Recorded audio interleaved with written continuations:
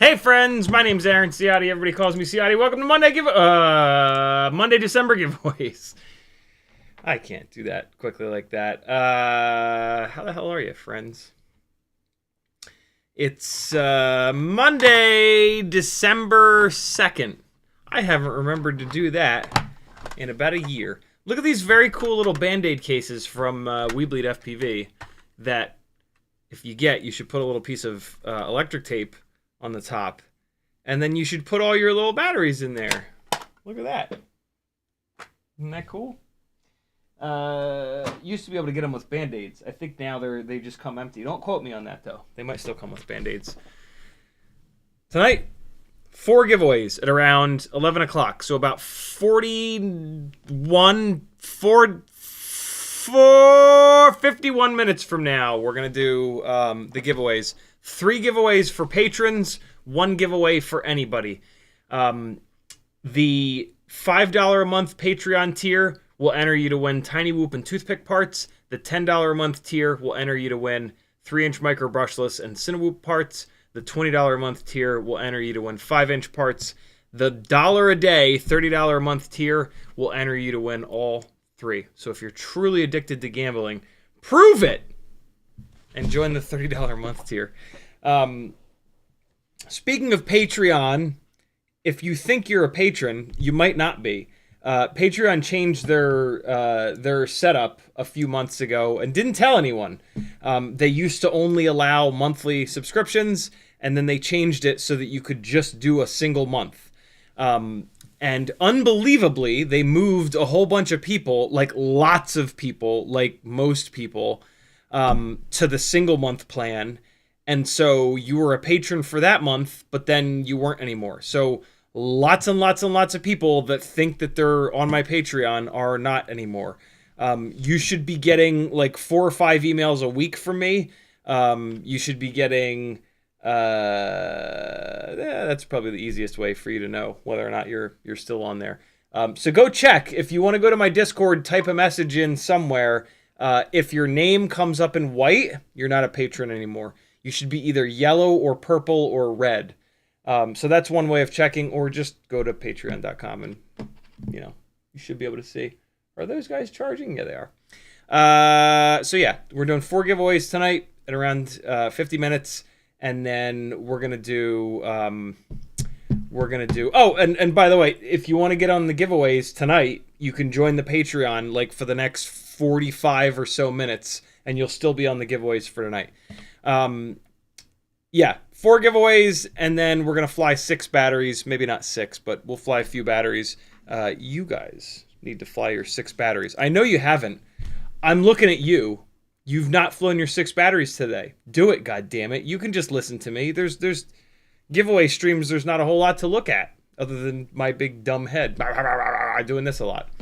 So yeah, do it. Fly 6 Cinewhoop batteries or else. In the chat, Frank Nicholas was first. Doubles FPV was next. Curtis Hayes, Bork Bits, Anonymous.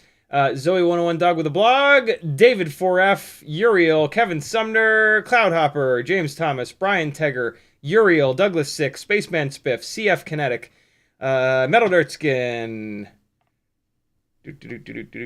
Soap Legend, CBFPV, Enyoki FPV, Bob Bruce, Dronzen, Kevin J, Curtis Hayes, Bob Bruce 661, Cloudhopper, Chris Crippen. What's up, everybody? Thanks for coming. Cloudhopper. If you want to talk directly to me, all you got to do is type CiottiFPV, like a bunch of people have been doing. You can do this with each other. You can even do it with yourself, just like in real life. You type your name in, and it'll light up in orange. So you can test it by typing your own name in. Or if you type somebody else's name in, it'll light up in orange for them, and they'll see it, and they'll respond to you. James Thomas said, evening all, sup CiottiFPV. And Cloudhopper said, I thought I was at $5 a month, but I wasn't. Just fix that. Very cool. Much appreciated. And I'm caught up on chat. All right, time for the giveaways.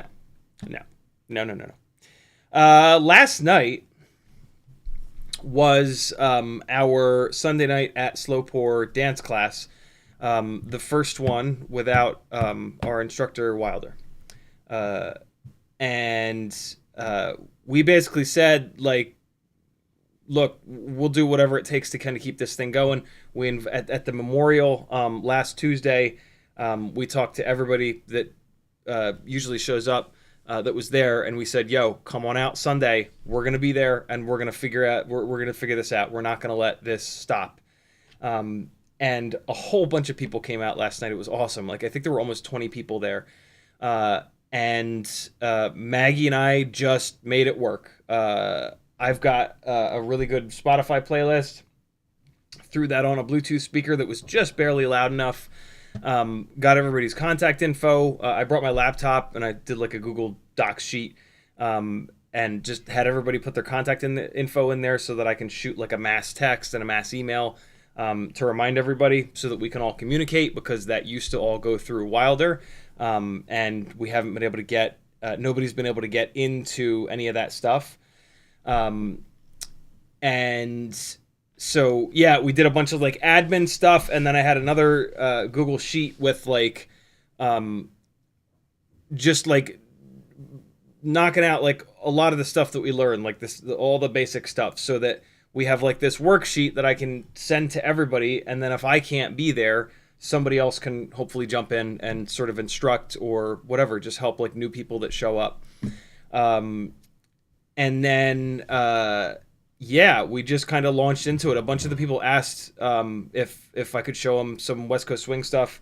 So I tried my best to do that. It's really, really difficult, but gave everybody a little bit of exposure to that, which was cool.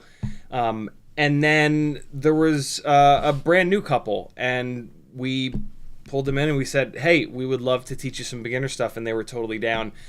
So the whole class just went back to sort of our roots, what Wilder taught us over and over and over again every Sunday. And it was awesome. It was really, really cool. It was just such a phenomenal way to kind of like remember him, and all of us kind of prove to ourselves that we learned a ton from him, and then give that to a couple of new people, and they had an absolute blast. And yeah, everybody had a blast. Like it went way better than I would have thought it could. So yeah, possibly another sort of little chapter of instruction for me. It's weird. Usually, by the time I instruct something, I'm like outrageously good at it, which you kind of expect from an instructor, right? Like if somebody's going to teach you something, you expect them to be kind of brilliant. In this case, nobody paid to be there. It's just us, kind of hanging out, and then there was an opportunity, and so we went for it. And there were like little tiny nuanced things that I missed for sure, that I've realized since then, which is awesome because I'm putting them on the list, and I won't forget them. Matter of fact, the one of them I was thinking about on the way home from a private lesson tonight, actually. Which foot is the weight on? There it is. Just like one by one, I'm remembering things that Wilder taught us, and figuring out a way to bring those into the mix. And yeah, it was great. It was really, really good. And yeah, I had a blast. It was scary as hell. It was super weird to have everybody like looking to me for, to teach them something that like I've only been doing for a year and I don't really consider myself to be that good at. But if I'm really honest, Maggie and I are absolutely the best in the class. And so if there's anybody that's going to do it, it's us. And we did a good job at it, which was, yeah. So that was cool. I was a little bit worried about that, just looking like an asshole and just like it just feeling like weird and disingenuous. But it wasn't that at all. It didn't feel at all like we were trying to replace Wilder or anything like that. It was 100% like, he gave us this gift, and he gave us, Maggie and I, like a year of his life and his knowledge and his passion. And let's give that to other folks. He introduced hundreds and hundreds and hundreds of people to social dance. And that's pretty slick. Next time you're in a situation where people are dancing, if you don't know how to dance and you're on the sidelines feeling like an asshole, there's hundreds of people that will no longer feel like an asshole, and they'll get out there and they'll have fun and they'll be brave and they'll meet new people, and they'll get laid. So yeah, that was rad. Last night was weirdly healing. One of the more recent regulars actually didn't know, Amanda, and she showed up, and Maggie and I had to tell her, and that was really hard. But yeah, the rest of the night was very healing, and we're both, me more than Maggie, but we're both excited to honor Wilder by keeping this thing going. So yeah, that was cool. My Sunday nights are back to the way that they were, sort of, but different. But that's okay. Uriel says, nice to hear positive vibes from Sunday. Thank you, dude. James Thomas says, so what was the verdict on the 1103s for 75 millimeter? Too heavy, too hard on batteries, not needed. Pretty much, yeah. 1002s and 1102s are the right size. They stay cool enough and they have plenty of power. There's no need to go all the way up to 1103 until you get to 85 millimeter 2-inch props. Then the 1103s seemed like a really good propeller. But yeah, for 1.6 inch props, 75 millimeter motor, 1002s and 1102s The 1102s on 2S 75 millimeter rigs, they are like grunty as hell. They just, you hit the throttle and you're like, yo, like it just digs, man. Like whenever you need the power, you just stab the throttle and it just goes. The 1002s are very similar, but the 1102s almost feel like too much. The 1002s feel just right. So if you want that like big, gnarly, like 2207, 2208 feel, the 1102s are definitely it. Or if you're going to build the rig to be a little bit heavier, or if you want to carry a run cam thumb, or you could technically carry an Insta360 Go too. But yeah, the 1102s are going to be the way to go. For everything else, the 1002s are awesome. And the 1002s will carry a run cam thumb. They will even carry a Insta360 Go 2. I have two tiny lifters that are specifically designed to carry that 26 gram camera. One of them has 1002s, the other one has 1102s. With the tiny lifters, I can barely tell the difference, to be honest. With these 75mm 2S analog builds, I can tell the difference. The 1102s are just nuts. And then the 1002s just feel perfect. So, yeah, whatever your flavor is. The 1102s are kind of like a 2207. The 1002s are kind of like a 2306. That's the easiest sort of comparison point for you. Uriel says, when fun, nobody notices, but also is merciful for mistakes when fun. Fun is exactly what these Sunday night classes at Slow Pour are. It's not about getting good. It's not about being good. It's not about looking good. It's just a bunch of people coming out, having fun, connecting. And yeah, that is what Wilder did. Better than any other dance class I've ever seen or been to, which is admittedly not many, right? This is a new thing for me. But from all the people that we've talked to, that was the magic of Wilder. Totally beginner focused. Come out, have fun, practice the basics if you're good, learn the new things if you're new, and just get out and do it, right? Like there's things in life that you just have to go and do. You can't download a simulator. You can't well, I guess with dancing you can look up a bunch of YouTube stuff and practice yourself, but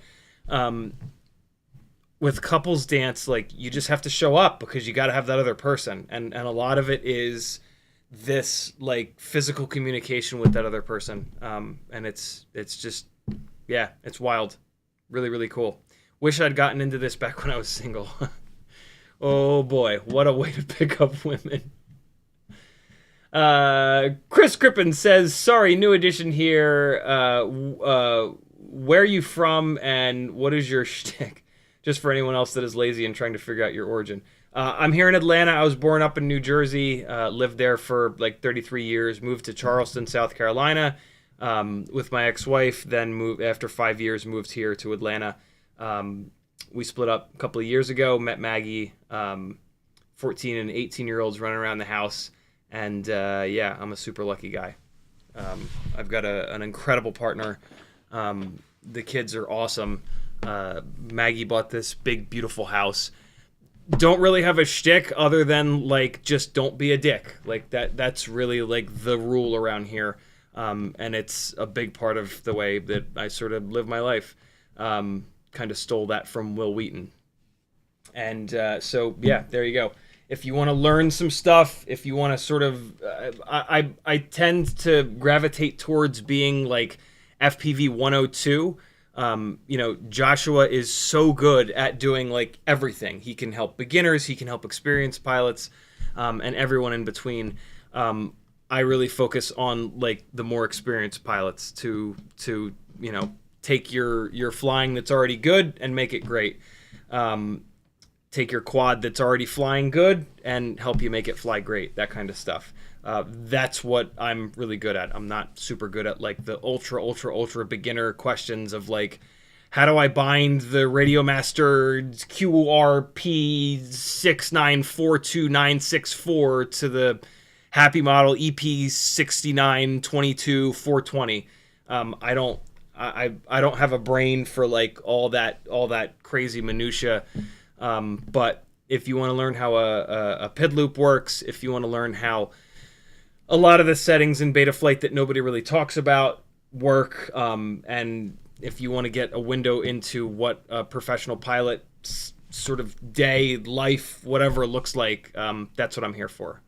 My time is split half live streaming, 10 hours a week, ideally half pro gigs. It's been a little bit slow towards the end of the year here, but that tends to happen when it gets cold out. Nobody wants to shoot music videos or short films or whatever else, sporting events sometimes. So yeah, there you go. Best I can do for you right there. CF Kinetic says, do you have an ultimate 75mm build list as a doc anywhere? I don't really have documents for anything, because it just changes. Everything changes constantly. There are constantly new motors, new batteries, new props, new frames, new aios coming out. And so to try to have a document for the 65mm Ultimate 1S build, the 65mm walk snail build, the drift car chasing build, RC drift cars, I should say, the 2S walk snail build, the 2S analog build, right? Like, I wouldn't be able to do anything else all day long than just go to those documents and update them constantly. So yeah, I don't do anything like that. Come to the stream and ask the questions and we'll talk about it. I do a lot of live streams surrounding like specific builds. So, you know, there are probably a bunch of live streams already with the exact build that you're looking for. Here's a super secret of YouTube. When you go to someone's channel, anyone's channel, there's a tiny little magnifying glass right here. You click that magnifying glass and you can search on only this channel. So what did you ask about? 75. So let's say you're looking for the 75mm walk snail setup.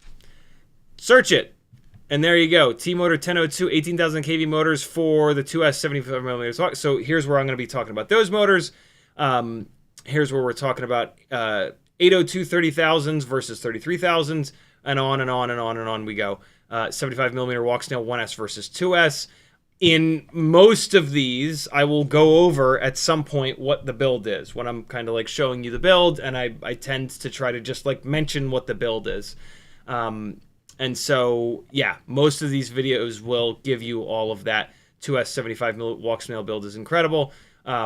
What's even cooler is that Apache Smoke Wounded Sniper, who is on a different time zone, so he's almost always on the Sunday live streams, but then these like American live streams, he's usually sleeping for. He is kind enough to do timestamps on damn near every single one of these live streams. When he watches the live streams, he just, as we go through topics, he just types them into a comment, and then when he's done watching it, he posts it.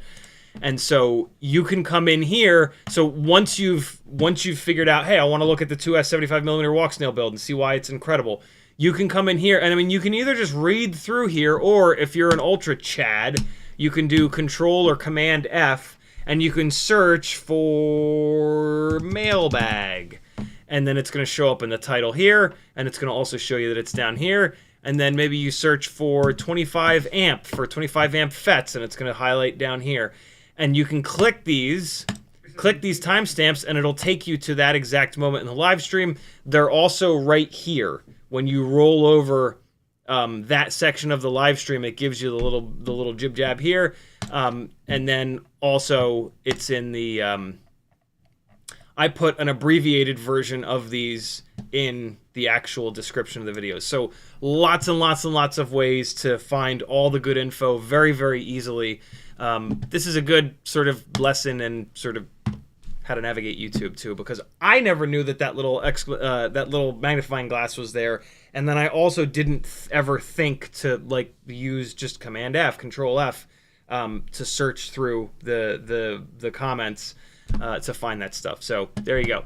Super easy to find what you're looking for, thanks to, YouTube's search algorithm. James Thomas says, so you like the Happy Model or the VCI 1002s? Go for 2S. I didn't even know that VCI made 1002s. Do they really? What KVs do they have? Not the right ones. I don't know anything about the VCI 1002s. Oh, they don't. This is an 1102. Well, that's actually super interesting. I didn't realize that anybody other than Beta FPV made an 1102. What I will say is that the Beta FPV... Oh, this doesn't do us any good. This is a 4-bolt. I'm not showing you guys my goddamn screen. This is a 4-bolt 1102. This doesn't do us any good for tiny whoops. Yeah, it doesn't look like VCI makes a 1002. Because it should have found it here on their website. I also I guess Happy Model does make a 1002. Look at that. I don't know anything about the Happy Model 1002 either. I've tested the RC Power 1002, the T-Motor 1002. The RC Power seems to be a little bit better. I've tested the Flywoo 1002 23,500s. They're sort of on the level of the T-Motor. They don't perform like a proper 23,500 kV motor would. They actually perform a little bit worse than the RC Power 22,000 kV. But yeah, I don't know anything about these Happy Model 1002s, unfortunately. I've not tested them. Porky Chop FPV, what a great name. What is your favorite motor for 1S 75mm? Beta FPV 1102 22,000. I'm using 0702 SE 27,000 kV. Oh my god, that's way too small of a motor. And I swear I get more power from my 65mm and it's quicker. Weird. Not weird at all, Porky Chop. What's going on there is that 702 is way too small for the bigger 1.6-inch props that you've got on a 75mm rig. So it's like trying to drive up a really big hill in like a Honda Civic, and then backing that up with trying to drive up a big hill with a big block muscle car. The Honda Civic is the 0702. The big draggy propeller is the big steep hill. The 702 is just not big enough, and what happens is it overheats. And so, because you're asking too much of it. And when magnets overheat, they become less magnetic. So you literally lose power as they overheat. But the powertrain, the battery, the ESCs, they just keep dumping more electricity into the motors, and then that creates more heat, and it just down the spiral you go. Picking the appropriate motor for, and when I say appropriate, what I mean is a motor that's big enough but not too big, is the biggest performance improvement on a quad, period. That's assuming that that you've already sort of chosen like the propeller, because the frame is going to designate what propeller you run. And like, sure, there's different pitch propellers, there's 2 blades, there's 3 blades, that kind of stuff. But with tiny whoops, like there are usually like just 1 or 2 or 3 propellers that are like the best ones. And so that outperform like everything else. And so the motor selection is absolutely crucial. A 702 versus even an 802, there is a massive difference. And an 802 will outperform a 702 like you wouldn't believe on a 75mm rig. On a 65mm rig, the 702 is the perfect motor. And so that's why your 65mm rig feels better, is because that is a properly spec'd out motor for that size propeller and for that weight of a build. When you go up to 75mm, you gain 5 to 10 grams, which is a lot in the world of tiny whoops that only weigh like 20, 25 grams anyway. And you get a much bigger propeller from 1.2 inches to 1.6 inches.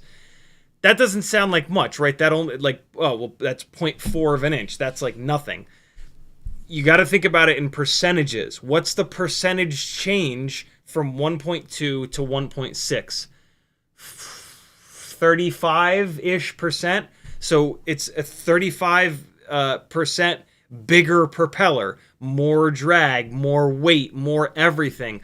Blow that up to like a 5-inch rig, a 5-inch propeller, and now you're going to go 35% bigger than that. That's like a 6.5, 7-inch propeller. You wouldn't drive that big ass propeller on the same 2306 or 2207, right? And expect it to perform good. It's you know, you have to properly size the motor for the intent of the build, the amount of weight that the build is going to be, and also the amount of drag that the propeller is going to have. It's super, super, super important. In the last like year and a half to 2 years, Cinewhoops have gone from flying like, all right, like I can kind of cruise around the house, this is sort of fun, to, oh my God, I can do everything that I can do outside, inside now. Fully inverted shit, trippy spins if you don't like people to watch your flight footage, power loops, Matty flips, big like laid out up inverted throws across the room, like, you know, straight stalls where you can like look down and the whole world freezes and then you drop down into it, dives, all kinds of stuff. It's outrageous, and that really came from dialing the motors in, shrinking the motors down to 702 so that it's super lightweight, but it's just barely big enough, and then cranking the KV up also helped a ton. So yeah, it's been a good couple of years in the world of Cinewhoop, so much so that like in terms of flying freestyle, when I go outside and fly freestyle now, I'm just like, this is a lot of work, and like I gotta walk all the way over there and pick it up, and then like this propeller's broken, I gotta switch this propeller out again. Like, oh, I just broke an arm.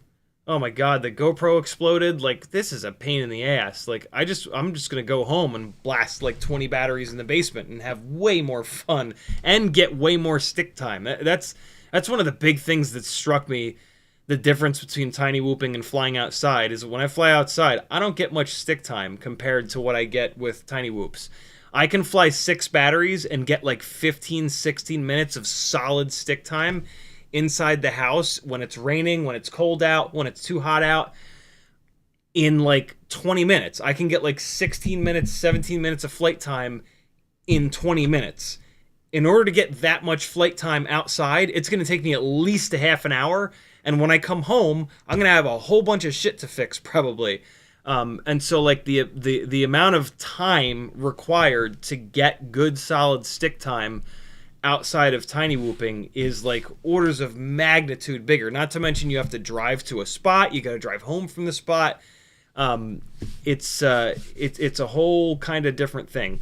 And yeah, I didn't realize all of those things until I fell madly in love with this new crop of Cinewhoops that fly really, really good.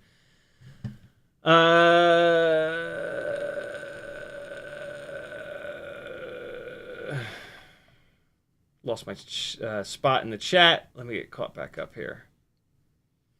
Great question, Porky Chop. C-Joe says, sorry, I added wrong. C-Joe says, there's no way you're that old. I am 43. Stay out of the sun, and you can look like me at 43. Also, don't like just beat the shit out of your body. I've stayed away from hobbies and activities that like cause me to smash into the ground over and over again. I've spent like little bursts of time doing them. Downhill longboarding is the most recent one. That was just it got to a point where I was starting to hurt myself a little bit too often, and I was like, I don't know if this is really worth it. Way back when I was super into airsoft for a while, and I would get kind of beat up playing that because we would play pretty rough. We'd go up to Massachusetts in the mountains, and it was like lots of rocks, and I mean, there would always be somebody bleeding from the head from like tripping and falling or just like diving and not seeing a rock.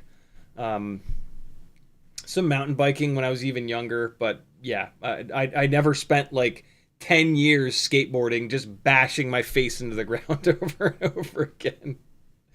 David 4F says, I struggle with finding, no, James Thomas says, yeah, we need to make some updated build lists. Yeah, I'm just not going to do it. You guys can do it. You guys are more than welcome to.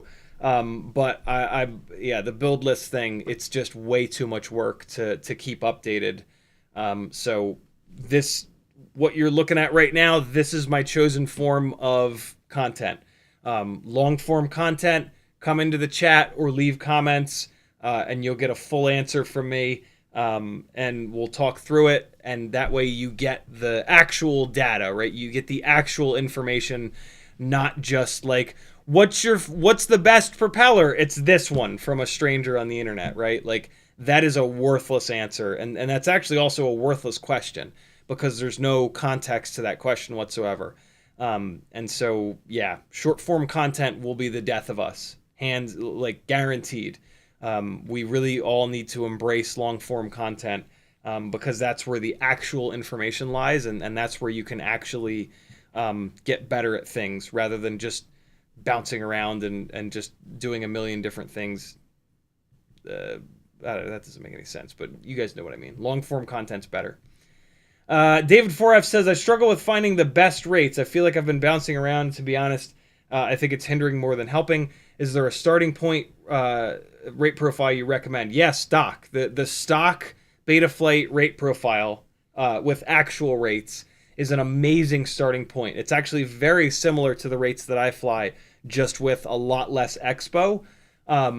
If you are constantly bouncing your rates around, that's why you feel the way that you feel, because you're not giving yourself enough time to get used to one set of rates, and then you let a couple months go by, you really get used to them, and then you make like one change. You add a bunch of expo, and then you try that out for a while. You can kind of like make big changes to get yourself in the ballpark, but then like once you get in the ballpark, you have to stop making changes, and you have to give yourself a bunch of stick time to really let the muscle memory set in to the rates that you've kind of settled on. And then once a bunch of time goes by, fly 6 batteries a day, and it won't be a lot of time. It'll just be a couple of weeks that you have to spend. And then you're going to make a change to the expo or to the max rotational or to the center, and you're actually going to be able to feel that change that you've made, because you've gotten used to the rates that you were on, and then you'll feel the change, and you'll have to decide, do I like this better or worse? And so like what I usually recommend is, like, if your expo is at like 0.5, get used to it, and then when you're ready, move it to like 0.8, and that'll be totally apparent, the change. And then figure out, do I like this? Do I not like it? If you don't know the answer to that, go back down to 5 and then go all the way down to 0.2. And now you'll for sure, you'll be like, all right, I either like this better or I don't like this better. And then go back up to the 5, and you have to resist the fact that like when you go back to where it was, it's going to feel better. You got to do stuff like looking at your flight footage to see if you like the way that the flight footage looks better. Because whatever rates that you're used to are going to feel better, typically, unless like it is just straight up wrong. You might do that, and a ton of expo just immediately feels better, and you're like, awesome. That's great. Get used to that, and then do the same thing for the center stick sensitivity. Do the same, and then get used to that. Do the same thing for the maximum rotational, and that's how you do it. But you got to give yourself a chance. You got to stop changing the rates and put like at least 100 batteries in to really let your muscle memory adjust. Also, if possible, fly the same rig over and over and over again. Changing between one rig to the next, especially if you're going from like a Cinewhoop to a 3-inch to a 5-inch, the rates are going to feel different on those different rigs because of the different all-up weights and because of the different motor prop selections that you've got going on. So yeah, there you go. Rates are tough. It takes time, and the hardest part is letting the muscle memory set in. So you got to make a change, and then you got to fly it for a while, and then make another change and fly it for a while. I saw somebody spelled my name wrong. There it is. Lewis says, I just wanted to know I just wanted you to know I was here. I gotta go to bed. Washington Pod. Sounds good, brother. Curtis Hayes says, you have your Google Sheet with motor data. I do. That is linked over on the Patreon channel. That's one of the perks to joining my Patreon. Speaking of, this is a completely crowd-funded thing that I've got going on here. If you would like to support it so that I can keep doing it, head on over to CiottiFPV.com. Patreon helps me out the most, and if you join the $5 or up tier, you can be in on the giveaways that we're going to do in like 15 minutes. Etsy has some really cool stuff, some random hardware that'll help you during your builds, some full builds, a whole bunch of stickers. Buy yourself some early Christmas presents. Fiverr, you can work one-on-one with me if you want to get a ton of info really fast. I don't like gatekeep any of the info. If you ask me a question, I'll answer it on these live streams, but I can't just sit here with one individual person and hammer them with a half an hour or an hour's worth of data from their questions back to back to back to back, right? So you like on a live stream, you might get like 1 or 2 questions in. Fiverr is awesome if you want to learn like a year's worth of stuff in a half an hour or an hour. The things that I can really help you out with if you just want to get better are flight instruction, tuning, and build planning. I'll teach you how to tune. I'll help you get a build set up where you're buying an ESC that's not going to catch on fire. You're getting a set of propellers that's going to fit the way that you fly and you crash perfectly. The right frame, the right motors, the right voltage, the right battery size, all that good stuff. Tuning, straight up, like teach you how to PID tune your stuff. Usually we do that with your quad, so by the end of the session, you've got 1 or 2 rigs that are tuned. But more importantly than that, I literally teach you how to tune them so that, and I actually don't, I think I've had one person do a second tuning session with me. Everybody else has done one single tuning session with me, and then I've never heard back from them. And that's exactly what I want.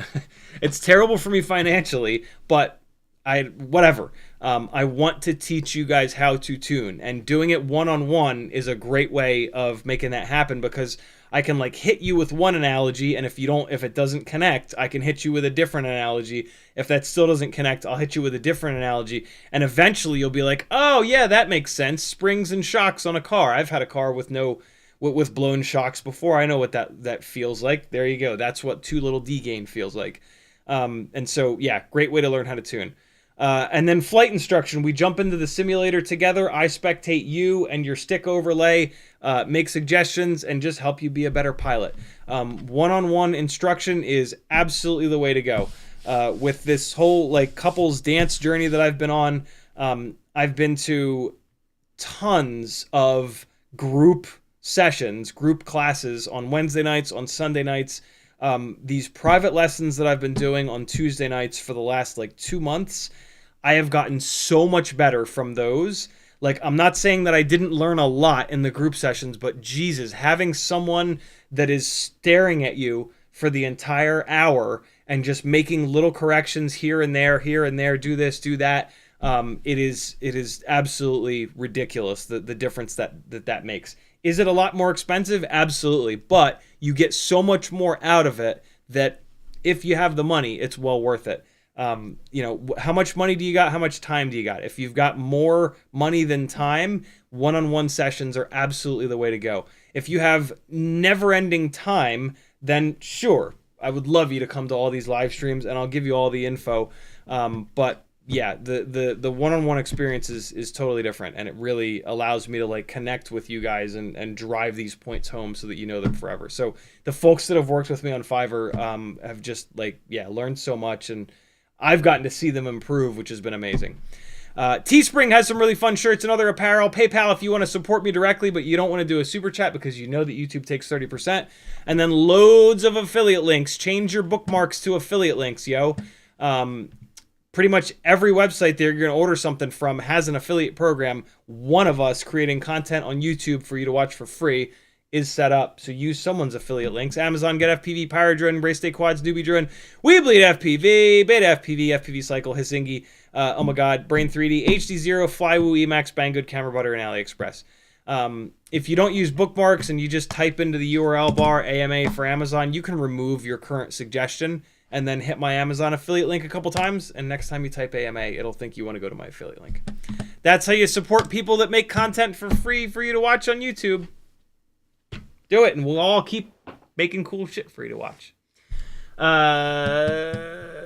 CF Kinetic says...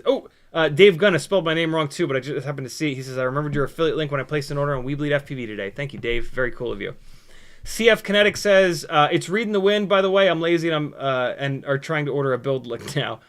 Denzel the Terrible says, hello, gangly gang. And Ciotti, sorry I'm late. You're forgiven. Chris Croft says, hey, Ciotti, do have a 2-inch digital build going for HD0 or DJI 04 Lite when it comes out. I do not. I have not gone down the 2-inch rabbit hole yet. The ducts are so big that they take up like the lower third of your view, which drives me mad. I hate the way that looks. And also, up until very recently, none of the 2-inch 85mm motor-to-motor frames were durable. Now we've got this HGLRC frame that apparently is, but there's still the problem of the ducts being in view. HD0, there's really no reason to go that big because of the AIO 5. Even if you do the external VTX, you're fine on a 75mm rig. DJI 04... we'll see. Apparently it's going to weigh 10 grams, which will work on a 75mm rig. The only real reason to go up to 2-inch would be like if you wanted to do an old school Vista or a VTX setup that's that heavy. 10 grams and less, a 2S 75mm rig will move around like nobody's business, and you'll have a lot less duct in view. The all-up weight will be much lighter. You'll have a much better selection of motors and propellers and frames and all that stuff. So yeah, that's why you just kind of don't see people doing many 2-inch builds, because there's just not much out there, and there are some inherent limitations to it. So yeah, I don't do stuff just for the sake of doing it. Like, I don't do stuff just to be different and get lots of clicks. I don't care about clicks. I care about building a really cool audience and putting good information out and helping people build things that fly amazing and that they're going to enjoy, living with and crashing and smashing and yeah, impressing their friends. So, at some point, I will probably do a 2-inch build, but it is like low on the list of priorities, mainly because it's just, there's so much duct in view. So yeah, sorry to disappoint anybody, but 75mm is really, really good. And I just don't see many situations where 2-inch is going to be any better. It'll be different, that's for sure, and it'll be heavier. But those are not things that make it fly better or crash better or shoot gaps better or, so it's tough. James Thomas says, sorry, meant RC and Power. RC and Power 1002. Oh, okay. Yeah, I haven't tried the Happy Model 1002, so I can't speak to those, but RC and Power arguably makes the best FPV motors at this point, and the 1002s are amazing. So yeah, the RC and Power 1002s are kind of a no-brainer unless you want to try something else. And if you do want to try something else, let me know how you like it. Although, without having the RC and Power 1002s to compare it to, it's just going to be like, I built these and it flies, and that's great. But most motors will fly. Uriel says, we need Ariel Adam. Ariel Adam, like 661 says, have you seen GepRc is making a 1002 25,000 kV? Yep, we talked about it on yesterday's stream. I saw someone post about it and said they doubt it's actually going to be 25,000 kV, but we can hope. Yeah, the long and short of it is that 1S is not enough battery voltage for a 75mm rig that's going to perform anywhere near the way that the 2S 75mm rigs perform, regardless of the whether or not you're picking up walk snail or HD0 or even just analog. 1S is perfect for 65mm tiny whoops, but it is not enough for 75s. So I don't care if they make a 1002 30,000 kV motor. It's just 1S is not enough. We've reached the limit of the 1S battery voltage. And yeah, going to 2S on the 75s gains you way more power and way more efficiency. And when you get both of those things, like that's when you have to stop on whatever you were doing before. Like if you can manage to, like if you can just get more power or you just get more efficiency, well then it's like, all right, well this does this better, this does that better. When you get both of those things, it's kind of like, okay, done. This is the new way forward. And that's where we're kind of at with 75. 1S 75 millimeter rigs are good for like cruisers if you already have a bunch of the batteries, like I do. Or you have to build it absolutely as light as possible to be able to get the performance out of it. And when you build super, super, super light like that, you typically lose durability. And the real dirty secret is that the 2S 75 millimeter builds barely weigh any extra than the 1S ones. If you were hell-bent on flying a 75 millimeter rig inside the house, which is just not a good idea, it's not the right thing, it's not the right tool for the job, then sure, 1S and build it absolutely as light as you possibly can. But if you want to use a 75 millimeter rig for what it does well, and you fly it outside in smaller spaces, but outside, your garden, front of the house, back of the house, jungle gyms, that kind of stuff, 2S is the way, hands down. Absolutely anyone that has built a 2S 75 millimeter rig will back me up on that. It is just better in every way. More runtime, more power. The motor selection completely opens up. We don't have to like wait for a higher KV 1002. Fuck that. There's a half a dozen motors that are just ballistic on a 2S 75 millimeter rig available right now. So yeah, it's time, my friends. It's time if you're on the 75 mil train to go 2S. Chris Crippen says, okay, so I have a Cinewhoop with an AIO 5 HD0. What would you view as the ideal build for an indoor build? Basically mine. If you go to my channel, like I showed you guys a little bit ago, search for not walk snail, HD0 65 millimeter. You will find where I did this build. It's basically a Cockroach V3 frame. Weebleed 0702 40,000 kV motors. Buy all the propellers and just try them all and pick your favorites. They're so cheap, there's no reason not to do that. And then I like the old school Mobula 6 canopy and the cheaper, lighter weight camera. This is an ORT micro V antenna, but that's not a requirement. And so yeah, that's it. That's the best flying AIO 5 that I've been able to kind of throw together, balancing like durability, off-the-shelf parts, and tons of power. 40,000 kV motors are too high of a kV, but luckily in the PIDs tab, there's something called motor limiting. Drop that motor limiting down to 80%, fly it. If it doesn't have enough power, go up to 85. If it doesn't have enough power, go up to 90. By that point, it'll probably have enough power. And then if you ever want more power, you go up to 95, even more, 100. It's always better to buy a motor that's too high of a kV than too low of a kV. Because the too low of a kV motor you'll eventually get bored with. The too high of a kV motor you can always just initially motor limit down and then creep the power up as you get better and better and better and better. There is little to no difference in efficiency when doing that. As long as you're not motor limiting it down to like 50%. You never want to go below 70% motor limiting if you can help it. It'll work. You can motor limit down to 40%, 30%, and it will work, but you will start to sacrifice some efficiency and some throttle resolution. 6x1 also says, still don't think a 1002 25,000 kV will be a good motor for 1S 75 millimeter. I agree, maybe for digital, but still not the best. No, 1S is not enough. The 75 mil rigs are too heavy, and we're asking too much of them if we're flying them outside.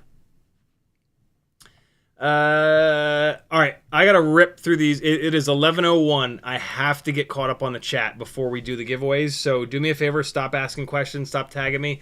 I'm gonna blast through these as quick as I can, and then we'll do some giveaways, and then I come back. So just hold your questions until after the giveaways.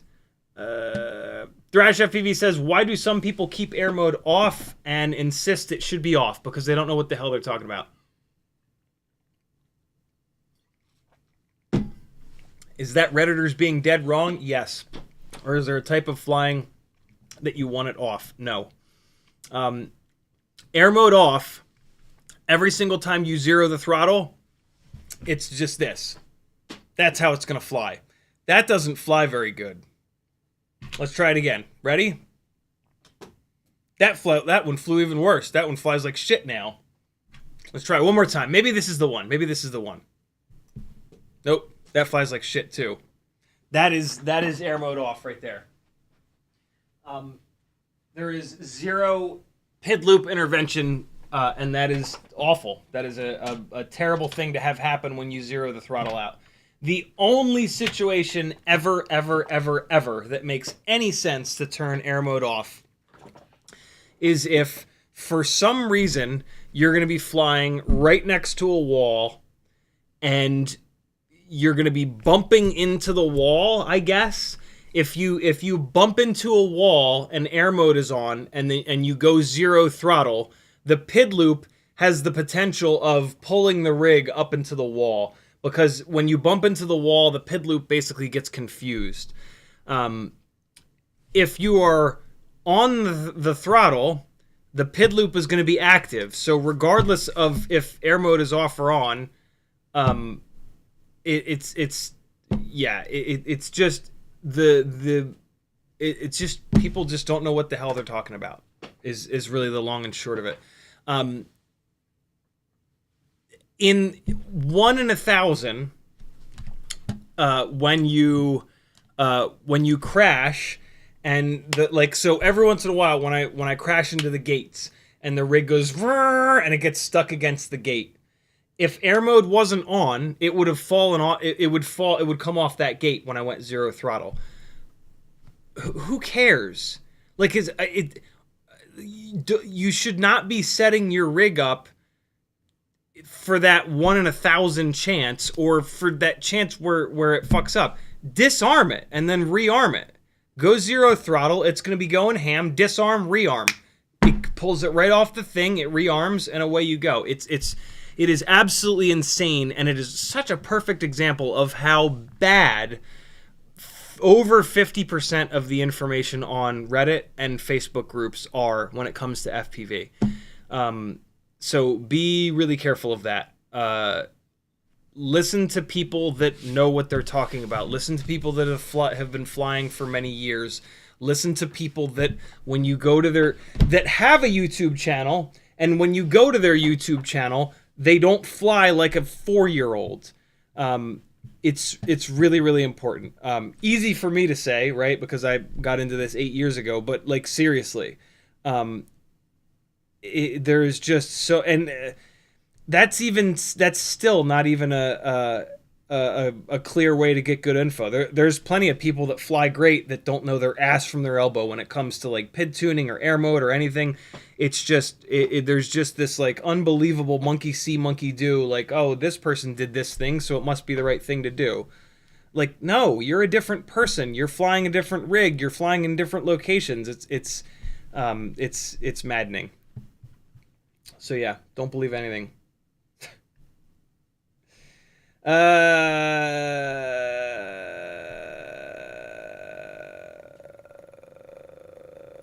Thrash FPV also says, so I learned you can manage to plug in an XT30 backwards. You sure can. Enough to get connection. Did it in a dark car and blew an X12 that was 2 days old. God damn it, dude. That sucks. Yeah, that's one of the problems with XT30s, is if you push them hard enough, they will make a connection. I've not had that happen with BT 2.0. I've not had it happen with XT60s. So, yeah. Next one you build, put it on BT 2.0. Thrash FPV also says, I don't know what they're doing over at Beta FPV, but I have had 2 air AIOs come DOA. How's your experience with the air AIOs? I haven't had any DOA. I had 1 die from swimming in the dog bowl, which was almost certainly my fault. I kept trying to take it off out of the dog bowl. I should have just stopped and ran up there and unplugged it, and it would have probably been okay. And then I've had 2 air AIOs where maybe just one.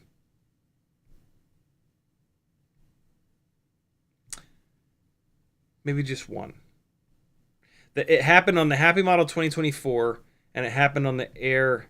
Maybe it was 2. 1 or 2 Air AIOs that the UFL ripped off the very first time I tried to unplug and swap out an antenna. So I am still on the 2G4 for life train. It's got motor plugs, it's got a camera plug, and it's just incredibly durable. And I will take durability over a half a gram of weight savings every single day. So yeah, Weebleed has a ton of the 2G4s in stock. They're still my recommendation. Cjo says, do you see skaters / trick type athletes getting more into FPV as they can still get the thrill without risking their body? Unfortunately not, because FPV is just so difficult. And that's the reason why way more people don't get into it. As soon as DJI makes a properly durable FPV rig that also flies really good, that is easy to repair, then maybe we would see something like that. But like, we are a uniquely insane group of people that are willing to put aside how awful FPV can be to learn. Many of you guys have been into it for so long that you don't remember how insane it is. But yeah, it's absolutely ridiculous. The fact that anybody stays in FPV is a fucking miracle. Cjo, no, we got Thrash says, ever go paintballing? Never. I never went paintballing. I played airsoft for like 8 years, 2-3 times a week, every single week. We would go up to Tallinn, Massachusetts, and we would do like 48-hour, 24-hour scenario-driven, like evolving scenario games. We would. I've been to like real steel training facilities. Like I've lived this weird life with airsoft, with all of these ex-military, ex-law enforcement, current military, current law enforcement. But I never once went and played paintball. So many people came to airsoft from paintball, and they just would talk so much shit on paintball. Mainly because of like the competitive element of paintball. Like, when you really care about winning, you're gonna wipe the paint off and try to keep going. Whereas like with airsoft, the BBs are bright white and you watch them connect. And there's just like, airsofters are typically like not in it to win. Like, they're in it for like the simulation element. They're in it for like kind of like the LARPing element.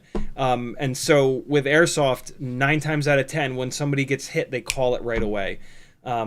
If they don't, you just put a string of 20 into them and they either bleed or scream in pain, and they're so yeah, it's yeah. Airsoft is also way cheaper than paintball. You know, they're running off of rechargeable batteries, so there's no CO2 to refill. And then the airsoft BBs are like a joke in terms of price compared to paintballs.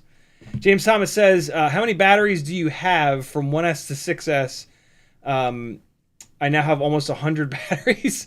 That doesn't get into tool batteries. What/how is your battery management to keep up?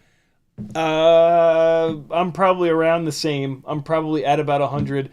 The biggest thing for me for battery management is keeping them in Kevlar fire safe bags all the time. All the time. Um, and that's how I like manage the batteries. Like I buy smaller Kevlar lipo bags, and then I have like one bag with like the long range batteries, one bag with the 5-inch freestyle batteries, one bag with the um, live broadcast rig batteries. They're all 4S850s. There's a couple 1050s in there, but and then I have like one bag with all the weird batteries, like a bunch of 2S, a bunch of 3S, a bunch of 4S, a couple of 5S. So yeah, that's the main thing for me. Um, the other thing that's kind of nice, I use these little TPU printed balance lead like protectors that Brain 3D sells.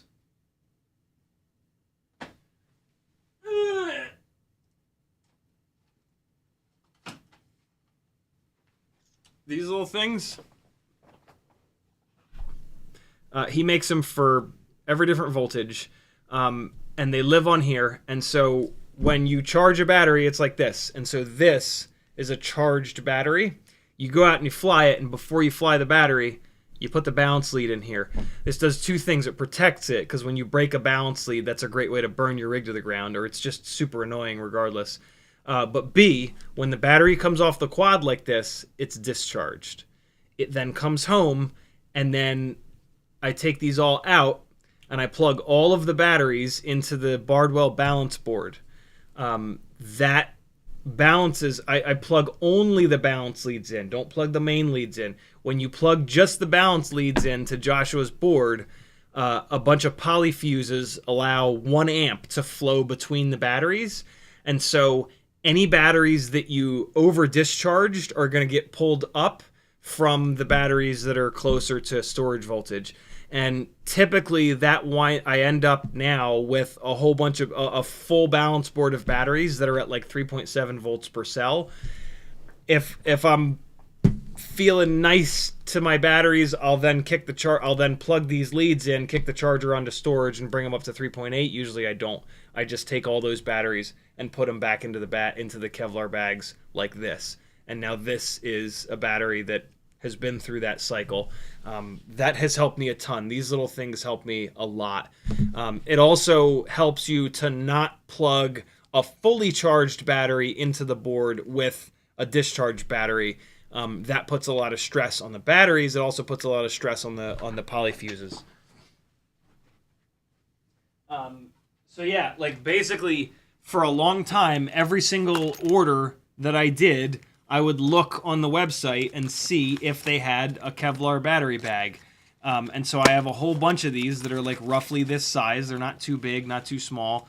And I have them in all different shapes, all different sizes. And that works because, like, you know, these batteries fit perfectly in this specific bag. And then, like, I've got a couple of these ones, and these guys fit 4S 850s perfectly. So you end up with a bunch of different shaped bags, and you'll figure out which batteries fit perfect in them. And then it's good to have like a couple extras.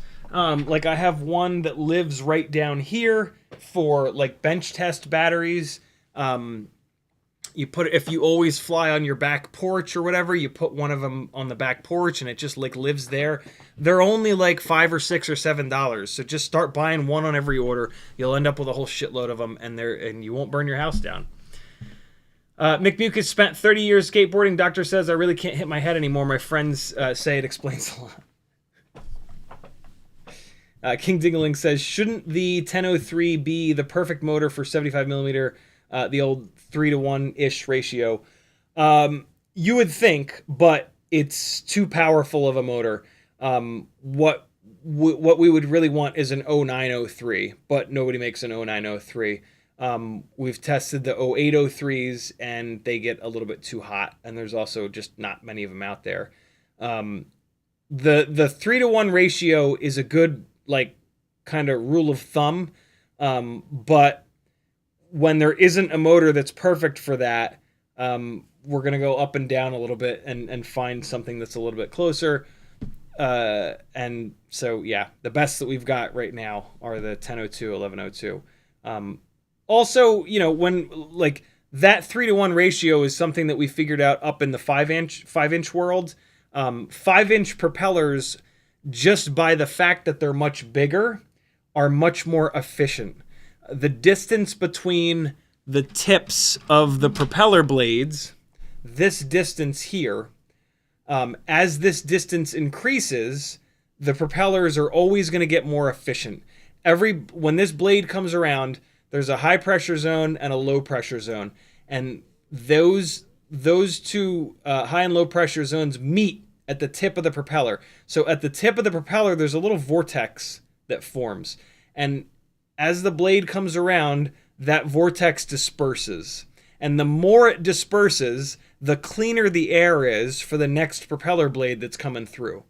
So you compare that to a 1.2-inch propeller, where the tips of the blades are right next to each other, and basically the smaller propellers are just not efficient. Because there's just not enough room for those tip vortices to kind of disperse. And so with the smaller propellers being less efficient, the motor kind of has to work harder, so that 3-to-1 ratio that's perfect for 5-inch props can very easily kind of go out the window, and now we want to be looking at like a 4-to-1 ratio or a 5-to-1 ratio, because the motor has to do more work per gram of thrust that it produces, because it has to overcome the inefficiencies, right? And so when you ask the motor to do more work, it's going to get hotter. So you want to go with a wider motor. That might be why. I really, for the same reason, I thought the 803s were going to be God. But every 803 that I've tested overheats. And it could be because it's only like a 2.5-to-1 ratio or 2.3 to whatever the hell it is. But it's probably also that we are asking these little motors to do more work than the bigger motors, because of the inefficiencies in the prop size. This also makes sense. Look at a 702, right? 2, 4, 6 and a half, 3.5 to 1. 702 is obviously the right motor size for 65 millimeter rigs. And it's not that 3-to-1 ratio. It's 3.5 to 1 ratio. So,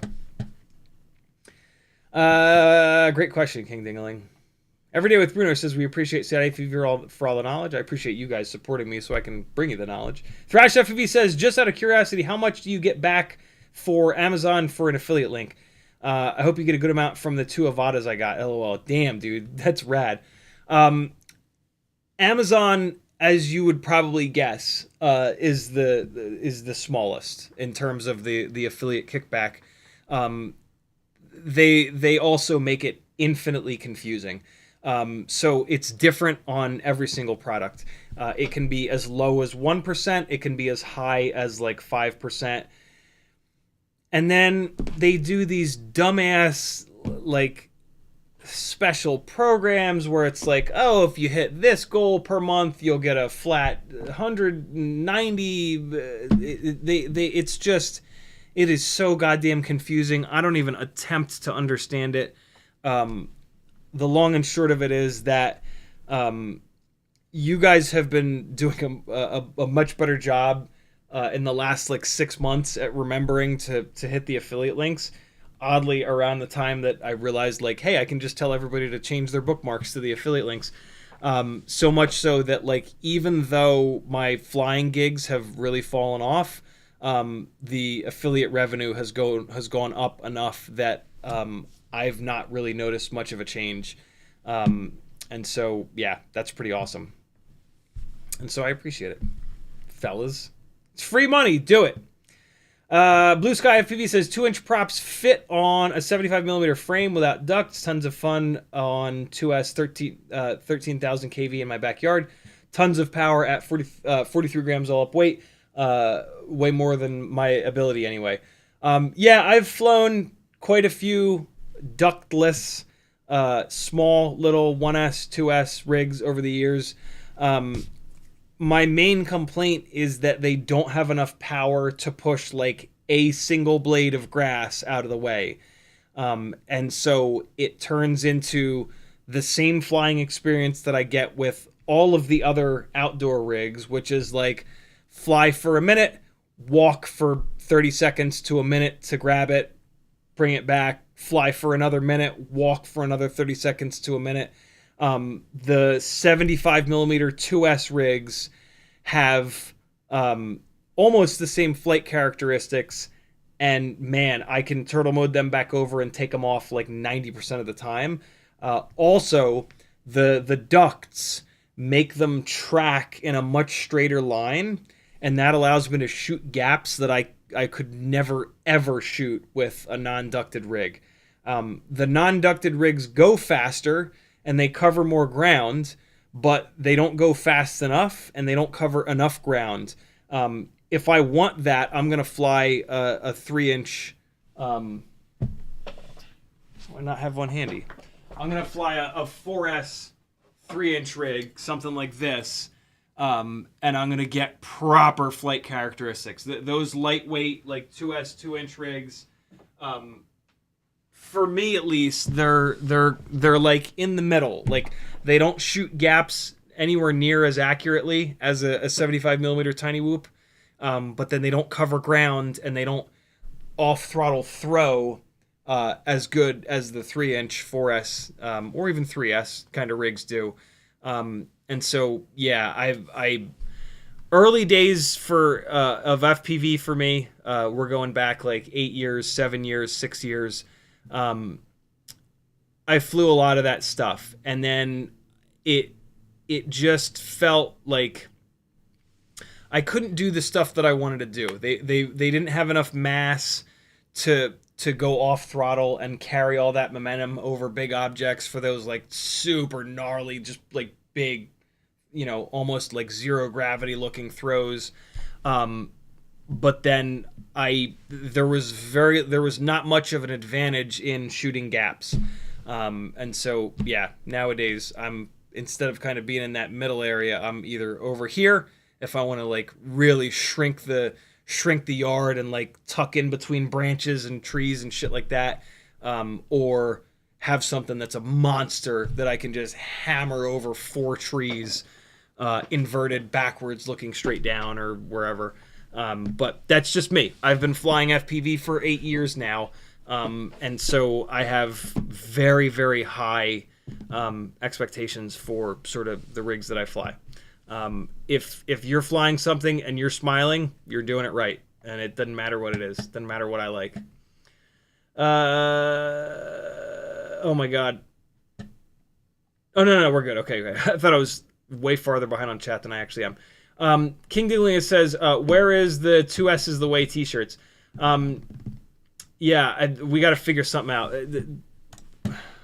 Let's see real quick.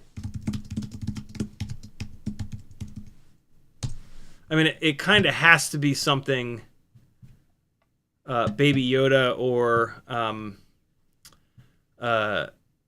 Bounty Hunter related, right?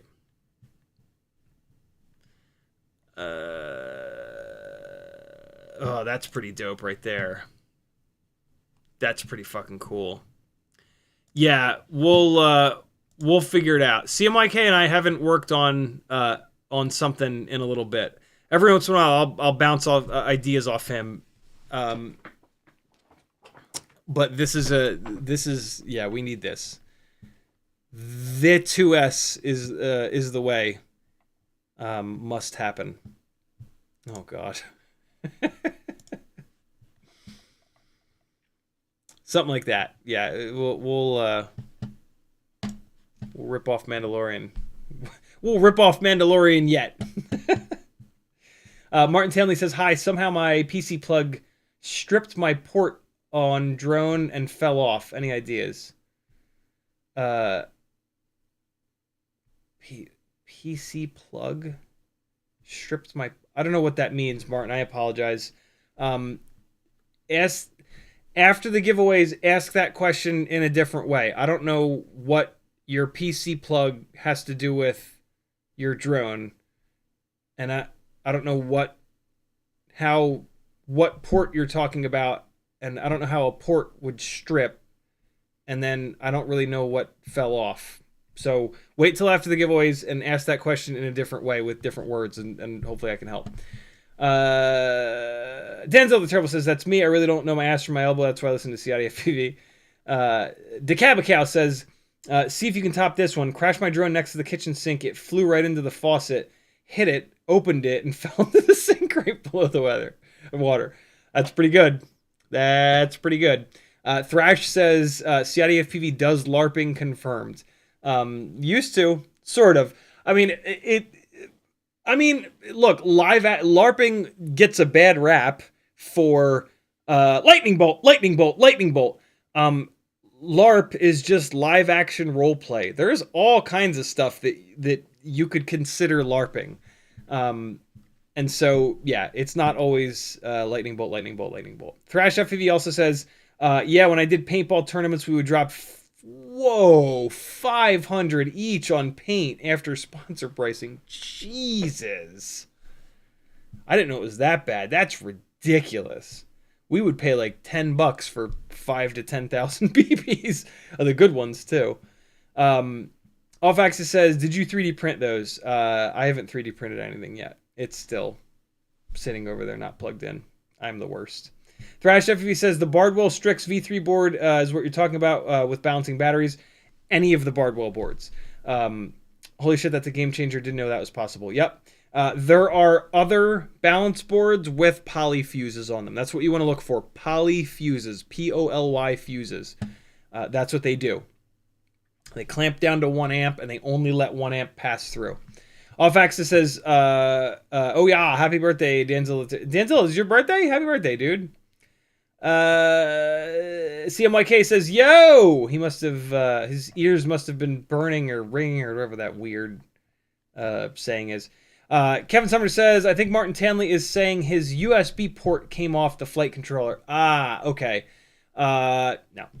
There's pretty much nothing you can do, unfortunately.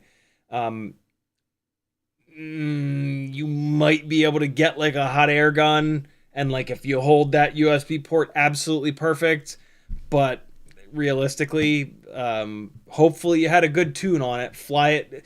That is now your one-way whoop. Put the motors that you hate the most, the camera that you hate the most, the frame that you hate the most, and just beat the balls out of it until it either just implodes or you lose it or do something sketchy with it, or yeah, and that's fun. That's actually really fun. So yeah, you've got yourself a ultra reckless setup there, as long as you have a tune on it that like works. So yeah. Unfortunately, USB ports coming off is kind of a death sentence. It's time for giveaways, my friends. Now that I'm finally caught up on the live, what's this called? Chat. It's called the chat. When we do these, so this is your absolute last chance to join the Patreon. No promises, but you might be able to join it quick enough, or go from the $3 tier to the $5 tier. That'll happen like immediately. So if you're on the general admission $3 a month tier, all you got to do is pay $2 extra, and you'll start getting in on Cinewhoop and Toothpick giveaways every single first Monday of the month. If you're not on my Patreon yet, you can probably get it done quick enough because I'm going to play a bunch of videos and keep talking and shit. It's over on CiottiFPV.com. There's a Patreon link. Go over there. $5 tier, $10 tier, $20 tier, or $30 tier. I have to stop tagging me, chat. I have to have the chat cleared out before I do the giveaways. Morton Upshot says, I always like LARPing to the guys at the rifle range wearing full camo. Like it impresses everyone there. Yeah. Thrash FPV says, ever see companies taking this Speedy Bee approach and adding Bluetooth to aios to get past a broken USB port? That's what you can do. I'm sorry. There is, if you have a free UART on that board, there is a Speedy Bee external Bluetooth thing that you can solder up to the board, and then you can use Bluetooth with the Speedy Bee app. That's what you can do with a board that has a broken USB on it. On a Cinewhoop, you're going to want to solder that thing on, make all the changes that you need to make, and then desolder it. But yeah, good call. Thank you for reminding me of that, Thrash. Yeah, there are companies that are building Bluetooth into flight controllers, which is kind of cool. I don't think I've ever seen it in an AIO yet, but regular flight controllers are starting to get it. You're good, Morton. I'm just kidding. So yeah, hang on till after the giveaways. So one of the other benefits to joining the Patreon is you'll get access to the video collective on the Discord channel, which is your spot to add your flight footage, your edits, whatever you got, and I will play those during the live stream here. And I am getting that in front of me right now. So there's Discord. And where is it? There it is. It's called the Video Collective, and I picked the 3 most recent ones. So we've got Metal Dirtskin FPV exploring a really cold forest. I can't play your guys' music because I'm not going to ask each one of you individually, hey, did you use copyright-free music? Then we were going to have a little bit of Bob Noxious, a bad day in FPV, Demibot eating trees. Oh, shit. All right, we got a little bit of Bob Noxious coming, and then we got some Crom as well. My first taste of flow, FPV freestyle, no stabilization. So I am getting all 3 of these queued up here. I also need to come in here and get some music ready. Let's see, isn't there another song? Hold on. Oh, that's terrible. Yeah, we know that one.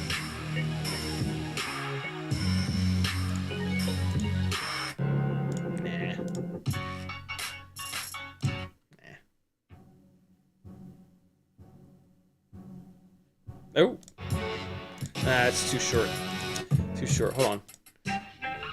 Oh, we know that one too. Nope. That ain't the one. Dubstep R&B, is this the one?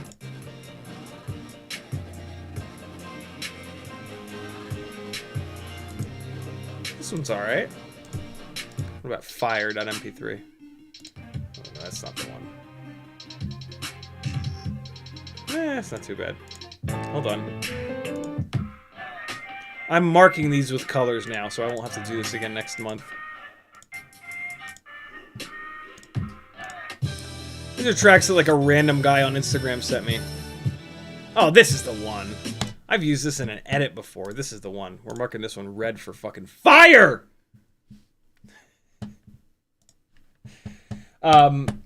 Alright, I am refreshing the Patreon, so if you are joining right now, I apologize, but you're not going to be in here. I gotta get this rolling. You'll be in on next month's, though. That's for damn sure. And okay, that is all refreshed. Enjoy some flying from your fellow gangly gangers. Denzel says use the Teddy song. Yo, that Teddy song is gone. That is buried in the Discord somewhere. You know what sucks about Discord?